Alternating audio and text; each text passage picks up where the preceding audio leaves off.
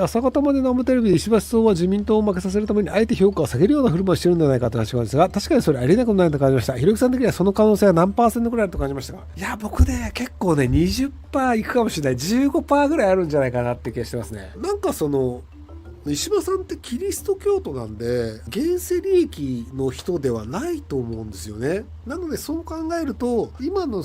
自民党的な自民党という構造である程度なんか権力者的な人というのがいて、でその人たちのコントロールのもと総理大臣、自民党の総裁というのが決められていると。自民党の総裁になったとしても実は自民党内のコントロールはできなくて、結果として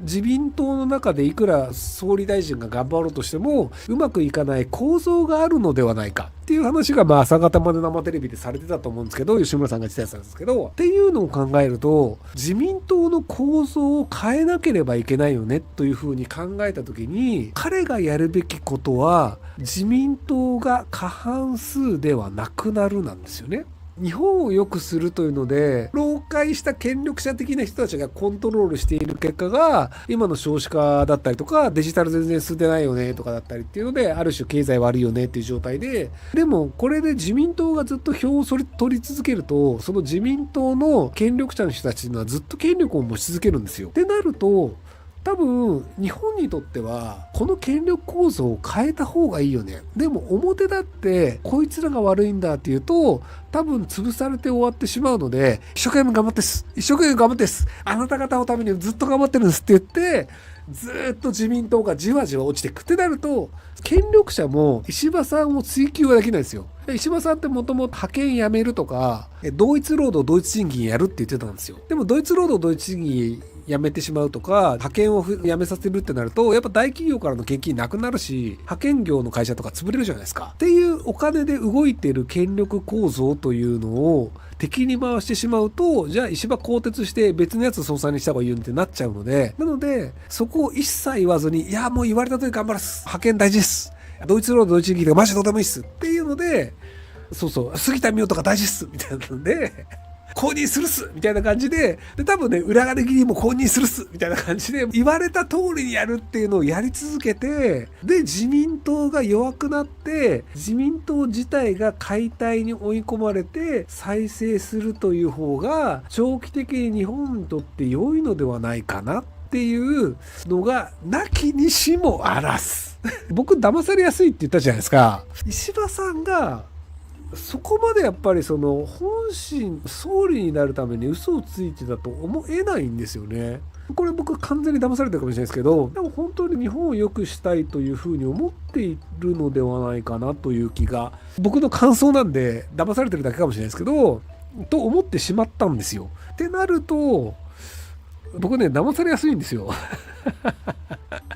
政治家の世襲がなくなったとしたら政治の世界に良い方悪い方どちらに損と言いますか？世襲議員も様々だと思うのでその上でお聞きしたいです。優秀な世襲の人もいるんですけど、本質的には世襲がない方が身分が固定化しないのと新しい価値観が吸収されやすいので世襲がない方がいいんじゃないかなと思います。ただ世襲の人でも無能なやつはめちゃくちゃいるんですけど、世襲の人で有能な人もいるので、なので世襲が一概に悪いわけでもないんですけど、ただ構造としては世襲はない方がいいんじゃないかなと思ってて、イギリスの世襲の仕方が面白くて、自分の親と同じ選挙区に出れないっていうのがあるんですよ。例えば和歌山県でお父さんがすごい地盤を持ってます。俺政治家になりたいです。で子供が政治家になれないというのは職業選択の自由がなくなることなので、それは良くないよねと。なので政治家の子供も政治家になっていいです。ただし親が和歌山県が選挙区だったらお前和歌山から出れないよ、世襲ダメだよねっていうのは職業選択の自由という憲法違反になるんですよ。でも同じ選挙区から出ないよねっていうのであれば、それは政治家になりたい、なれるよ。同じ選挙区から出れないだけだから政治家になれるよ。なので親の看板を使わないで自分自身で住民に納得してもらって票をもらって政治家になるはありなんですよ。親子二代政治家だけども世襲ではないという生き方っていうのが割とイギリスのやり方で、僕はそれは全然ありなんじゃないかなと思うんですよね。親が政治家だとやっぱり政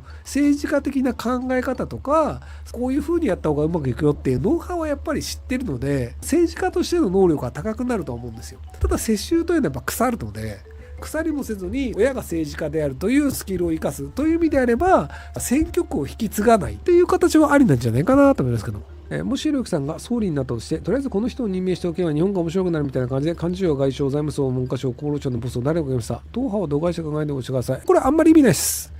というのは、誰を置くかじゃなくて、これを実現した方がいいよねっていう時に、僕の思い通りに動く人が置けるかどうかの方が大事なんですよ。トランプ大統領って関税上げるぜとか USAID 潰すぜとか結構いろいろやらかしてるじゃないですか。であれをやらかしてるのがいいか悪いかは別にして、なぜできるかというと、トランプ大統領の意のままに動く人が下にいるので、トランプ大統領の言いなりで動かしてるんですよ。誰か別の人に任せるというのは、トップの人の意向が通じない場合があるんですよね。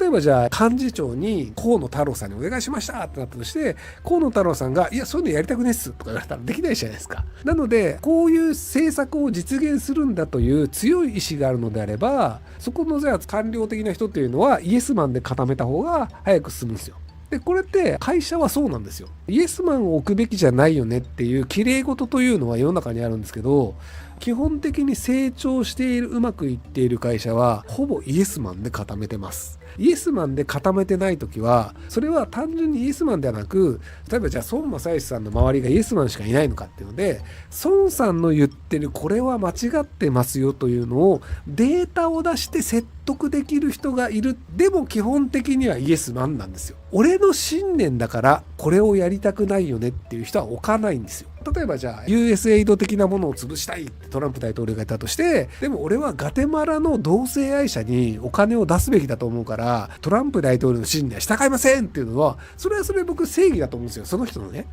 でその人の正義を実現するためにトランプ大統領に従わないっていうのは、それはその人にとっては根拠もあるし、それがいいと思ってる正義感もある。それはわかる。でもトランプ大統領の政策を実現するのにおいてはどうするべきかっていうと、そこはイエスマンにすべきなんですよ。もう一つあるパターンというのは、ガテマラの同性愛者にアメリカ人の税金を使うと、ガテマラの人たちがアメリカ製品をめちゃくちゃ買ってくれますと。1万ドルをガテマラの同性愛者の人に払うと、なんとアメリカの商品2万ドル買ってくれます。これは投資した額以上の収益があるから、これは止めないでお金を払った方がいいですよって言って、トランプ大統領に進言をするっていうタイプのイエスマンはありなんですよ。あなたのやりたいことは分かりました。でもあなたがやりたいことはアメリカの利益が増えることですよね。なのでこれは実はお金を払った方がアメリカの利益が増えるんですよっていう説得力ができる人っていうのが多分孫さんの周りにいるイエスマンで、なので俺の信念とか俺の信じることとかっていうところでいくっていうのではないです。じゃあなんでその政治家を置くのが良くないのかっていうと、例えばじゃあすげえ優秀なんだけど選択的夫婦別姓というのを反対しますと言って選挙に出て受かってる人がいて、選択的夫婦別姓は厚生労働省かな。でその人が超優秀だから厚生労働省の大臣にしたとして、じゃあ僕が選択的夫婦別姓を進めてくださいって言っても、その人はそれを進めてしまうと次の選挙で落ちるんですよ。支持を受けて政治家というのが維持されるので、なので上の人が自分の今までの支持者の望んでいることと違うことをやってしまったら選挙に落ちちゃうんですよ。なのでひろゆきが選択的夫婦別姓やれって言ったとしても、これをやってしまうと俺は次の選挙で落ちてしまうから、これは受けられないよね。なのでできませんって言って反対するってなっちゃうんですよ。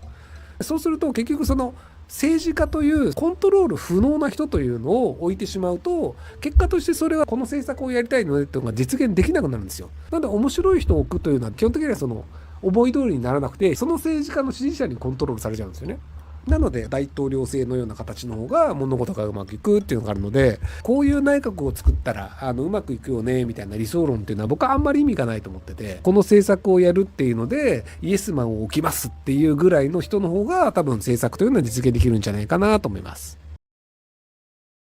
ご視聴ありがとうございます。今回の動画はこちらからの切り抜きになります。ひろゆき LINE スタンプ好評発売中です。概要欄に購入リンクがあるので、